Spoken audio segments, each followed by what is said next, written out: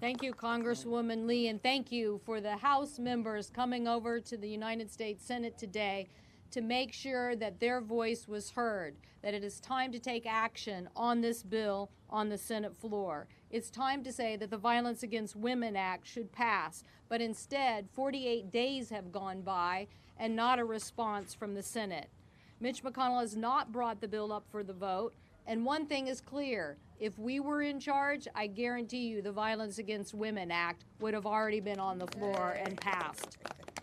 Throughout our country, this crisis is reaching epidemic levels. In 2017, the CDC data from my state found 41% of women had experienced violence from an intimate partner.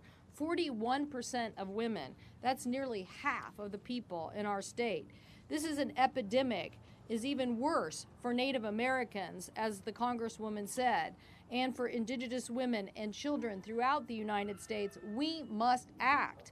Last year, a report released by the Seattle Indian Health Board found that the rates of violence against women on Indian reservations are 10 times higher than the national average.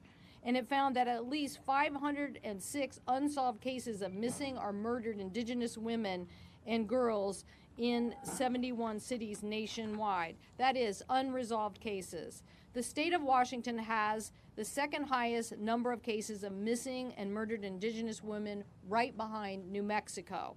Seattle has the highest number of cases of any city in the United States. That is why we're here today, to say that we need to do something, that these statistics are a wake-up call. And if Democrats were in charge, I guarantee you we would have already passed the Violence Against Women Act. We cannot allow proven solutions like the Violence Against Women Act to go unsustained in the programs and the information and the approach to helping us.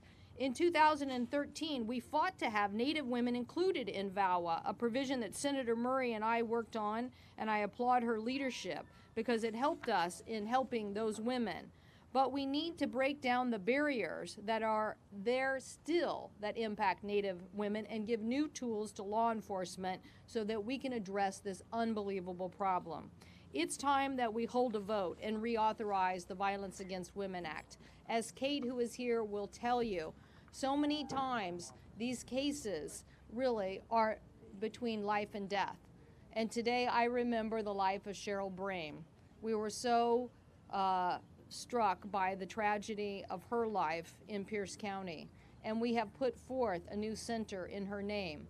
But we also need to have the Violence Against Women Act and all the tools that go with it to help women throughout the United States. Now I'd like to turn it over to Congresswoman Jackie Spears, a true advocate for women on so many issues.